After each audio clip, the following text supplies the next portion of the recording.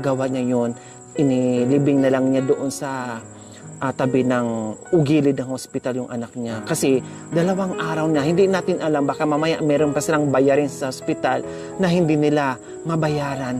Kaya nagawa na lang ng isang ama na kahit masakit sa puso nila, kahit masakit sa damdamin nila. Kasi nga, nandoon na sila nasadlak na sa kahirapan, kumbaga.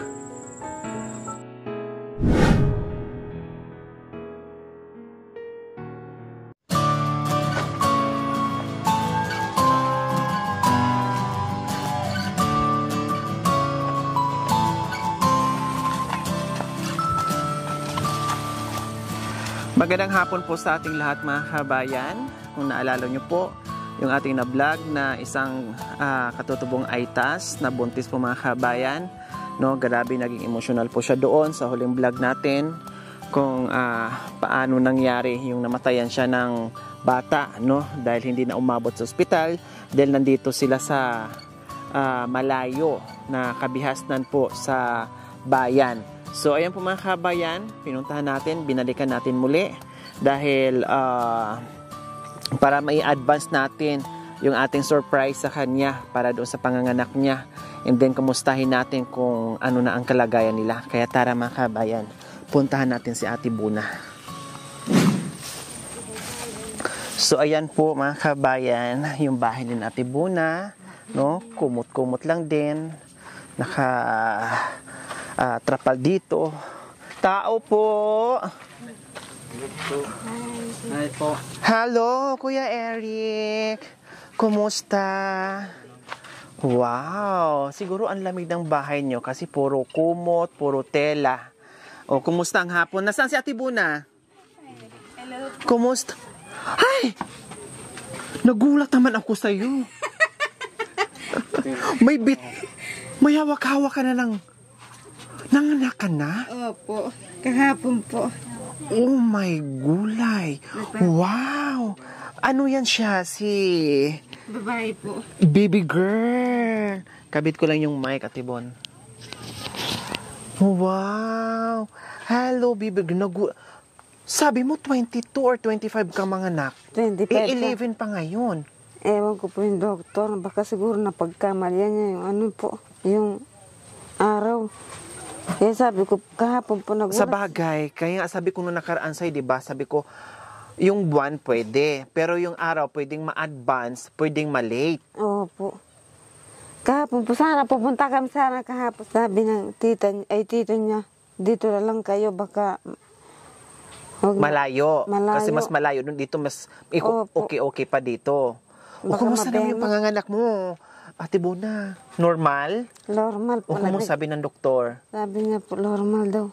Wow. Kaya sabi ko po, nagpapasalamat ako sa Panginoon. Hindi niya ako, binigay niya yung pangarap ko na maging normal ako manganak. Kasi yung pangalawa na sarian. Yung unang anak mo, yung panganay, kumusta yung, anong dahilan nun na namatay? Nung unang, di ba may panganay ka? Opo. Pangatlo na ba to? Opo. O nung una nasaan? Anong nangyari doon? Namatay din po. Namatay. Kaya Pangalawa, namatay din. Opo. Ngayon, awa ng Diyos, Nabuhay ang healthy niya. Opo. Ilang pounds siya? Ilang kilo? Or pounds? Asa ni Nakalia? Ay, hindi mo na Hindi pa nakilo po sa sa akin sipa po yung loob check-up namin. Hindi, di ba pag bagong panganak, may record ka? Patingin nga ako. Wala pa po. Yan parang binigay. Meron dito. Loob check-up namin Ano to? Ito lang. Opo, sa loob pa check-up namin sa Webis. Kasi makikita natin kung ilang pounds siyang pinanganak, kung anong bigat niya. Hindi niya binigay yung isang doktor sa Webis pa siguro. Sa Webes pa? Opo, sa Webis pa. So, ang importante, no, ay healthy yung bata. Walang sakit, pinanganak mo ng maayos at hindi ka cesarean kasi sabi mo, yung pangalawang anak mo cesarean ka. Opo. Buti ngayon ay normal. Opo. Ang aga-aga, no? Ang aga-aga mo na nga, nagulat naman ako sa'yo. Akala ko, pag silip ko, nakita ko yung baby na karga-karga niya. Diyos ko, so ayan po mga kabay, maraming salamat. No, yung prayers natin para kay Bona at sa kanyang anak, naging successful yung maayos na panganganak mga kabayan, no, at nailigtas ng maayos si baby girl, no, at meron na siya ngayong baby, no, at nakaraos na rin yung pagbubuntis niya. So ayan po mga kabayan, kailang, no, sabi ko nga 22 or 25 na siya mga anak, pero sabi ko mga 15 ay pupunta na ako dito. Ngayon 11 pa lang mga kabayan, pumunta na ako kasi mas lalong in-advance ko, or sabi ko i-advance ko mas maaga, sabi ko mas ibigay ko ng maaga yung surprise natin sa kanya. Sabi ko naka-schedule nga dapat ng 15, pero inagahan ko 11 pa lang ngayon. Nanganak na pala kahapon, di ba? Opo. Oo, kahapon lang na-late tayo na isang araw. Akala ko, Diyos ko, advance. Pero at least, ay yung hospital naman ay libre sila doon, tama, Ate Bona, no? Yung hospital wala naman silang bayarin doon, libre. Siyempre, yung ano lang nila, yung pagkain halimbawa, pero yung pasyente or yung nanay meron naman siguro silang ration, or hindi naman din sila magtatagal doon sa ospital, no, basta normal lang yung panganganak plus normal yung baby. So hindi sila nagtagal, so ibig sabihin normal yung bata kasi nakalabas naman din sila kaagad. Okay, so ayan, kumusta? Baka mamaya nakalimutan mo or malipasan ka ng gutom, iwasan mo yung binat. Kailangan maya-maya kakain, magpalakas, at huwag mo nang kumilos-kilos dito sa loob ng bahay. Nandito naman si Mister, wala namang ibang ginagawa. Kundi siya muna kikilos sa loob ng bahay, at least meron pa naman kayong pagkain, tama? Kasi dalawa lang naman kayo, meron pa kayong bigas. Konti na lang po. Tinanong ko kasi si Ate Bona nung nakaraan, kung meron na ba siyang mga gamit sa bata, kasi ibibili ko sana siya. Pero ang sagot niya sa akin, kompleto na, kahit papaano ay nakabili sila isa-isa, no? Or nabigyan din siya ng iba na meron, no, na naitago niya, yung iba bigay, yung iba ay bili. So hindi na ako bumili, no? Hindi na ako bumili. Wala, nakita niyo naman, wala akong dala, wala akong bit-bit, kasi nga nag-usap na kami at tinanong ko sa kanya kung ano pang mga kulang. So, kumpleto na daw, ayos na daw. Ang problema na lang is yung pera na gagamitin nila doon sa panganganak. Sino naghatid pala sa'yo, Ate Bon? Yung service na po ng barangay. Wow! Pinasundo kami ng ano po. Alas 5 ng umaga? Opo. Sumakit yung tiyan mo? Nag-labor ka na dito? Opo. Sumakit na yung tiyan mo? Opo. Ano kasi araw yung Merkules, di ba pumunta kayo Merkules? Tapos sumakit ang tiyan mo, nagpatawag ka na ng sasakyan. Hindi po sila po nagtulong sa amin doon sa taas. Nagkita nila po kasi kami. Sumasakit. Teka, mula dito, anong sinakyan mo papuntang itaas? Naglakad po ako doon. Hanggang dito, pinalakad. Bakit naglakad ka pa? Bakit hindi ka sumakay? Hindi po, kasi sa amin kasi pag sumasakit na, ilalakad po pagdating mo kasi sa ospital, manganganak ka na. Ganun sa amin po. Alam ko yon, Ate Bon, yung ibig mo sabihin, maglalakad. Pag nasa hospital ka, pag nagli-labor pa, yung mga nanay, kailangan palakad-lakarin mo na ng doktor, no? Kailangan sa'yo, umakyat ka pa doon. Paano kung doon ka na abutan? Hindi pa konti-konti pa yung sakit. Hindi pa masyadong masakit. Pero siyempre, ang haba ng lalakarin mo, Ibig sabihin, naglakad ka mula dito, papunta doon sa barangay, para manghiram ng sasakyan. Hindi po, pinuntahan nila po kami dito. Pinuntahan kayo ng taga-barangay? Opo. Wow. Po sabi nila, sumasakit na yung tiyan mo. Opo, sabi ko, bukas na lang po. Hindi, baka matagal lang ka, manganak ka na lang dito, dahil na lang sa ospital. Naglakad po kami gabi. Pagdating namin sa hospital, hindi pa ako nanganganak, nagre-rebol pa. Pag umaga na po, doon po ako nanganak. O at least doon ka nagpagabi, sigurado tayo na safe kayo. Kasi kung binukasan mo, malamang dito ka na naman nanganak kasi sabi mo, bukas na lang. Malayo po kasi hospital. Kaya nagpapasalamat po ako, may tumulong pa sa amin po. Kaya sabi ko po sa Panginoon, sana po Maraming salamat sa inyo nga. Hindi ako nakatulad, hindi katulad yung isang panganay ko na nasariyan po ako. Dito po. Normal. Opo. Oh, at saka healthy yung bata. So ayan, salamat sa barangay natin na sumaklolo dito sa ating kababayang Aitas, no? At naging okay yung panganganak ni Ate Buna. At buhay na buhay yung bata. Salamat sa Panginoon. So, ito yung tatay, mga kabayan, si Kuya Eric. O Kuya Eric, anong pakiramdam mo na maganda yung panganganak ng asawa mo at nakita mo yung baby na okay siya? Anong pakiramdam mo ngayon? Masaya ka ba? Masaya na. Nakita ko yung teddy ko. Very good.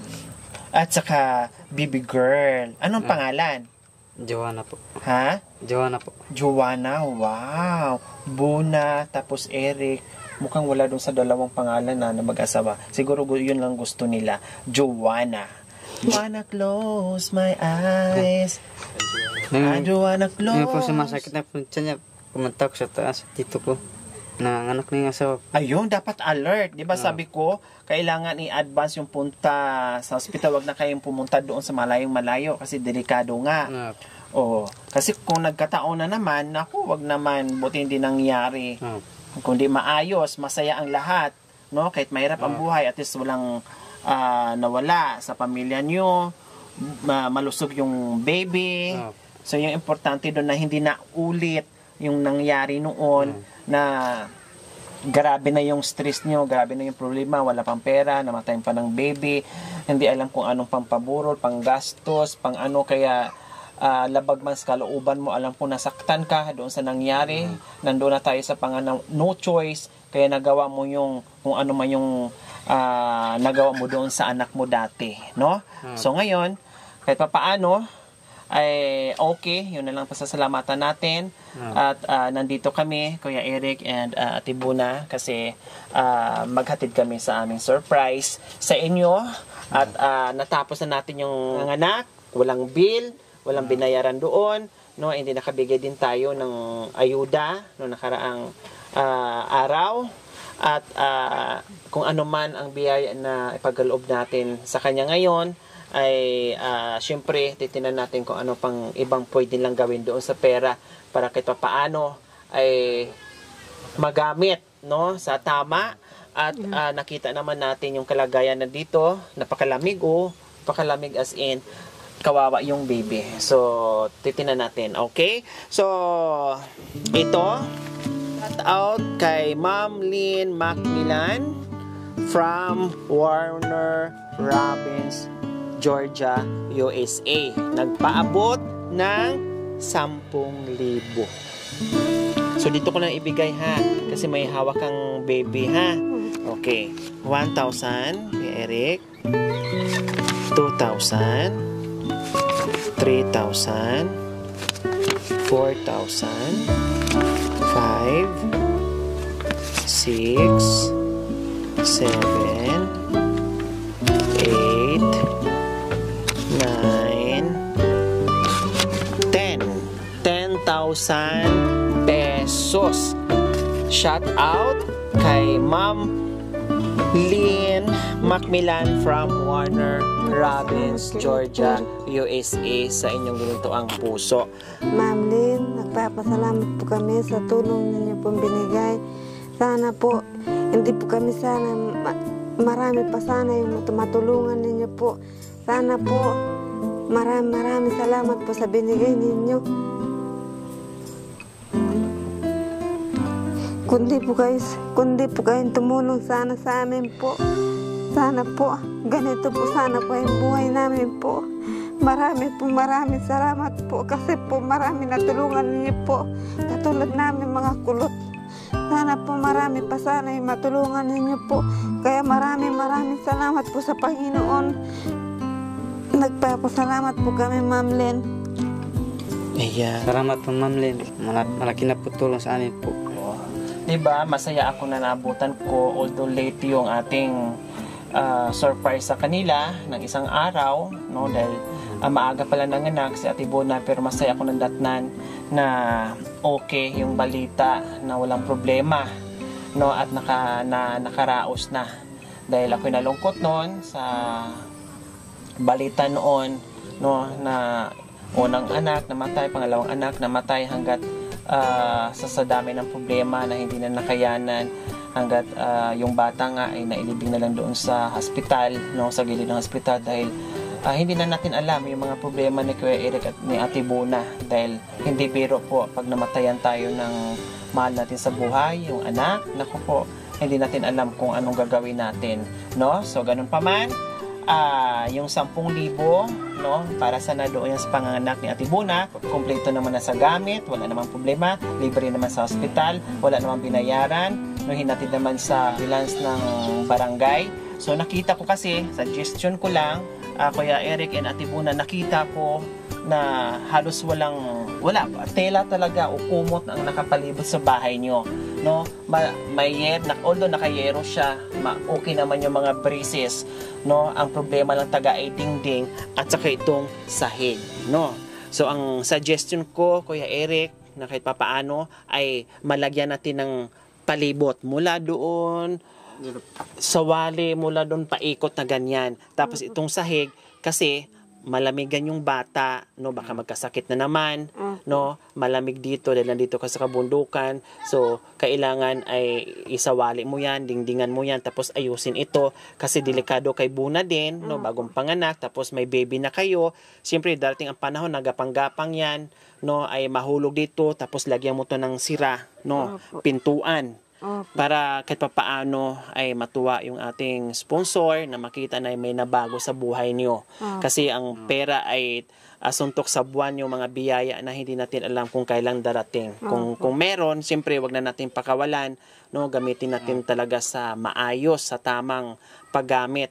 Kasi minsan ang pagsisi na sa huli, sabihin, sana, nung may pera ako, pinagawa na lang sana yung bahay. Sana, bumili na ako ng ganito. Tapos wala nang magawa kasi ubos na yung pera. So ngayon pa lang, gagawin na natin habang may hawak pa. Kasi ang pera, mabilis maubos. Diba?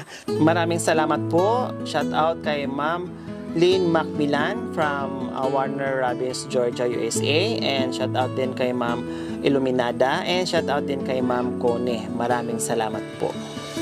So mga kabayan, huwag niyo pong kalimutan, paki-share and subscribe sa aking YouTube channel, Lori Aquino Talita. Maraming salamat po, God bless us all. Bye! Bye, baby girl! Bye, baby girl, si Joanna. Joanna, ang ganda ng pangalan na Joanna.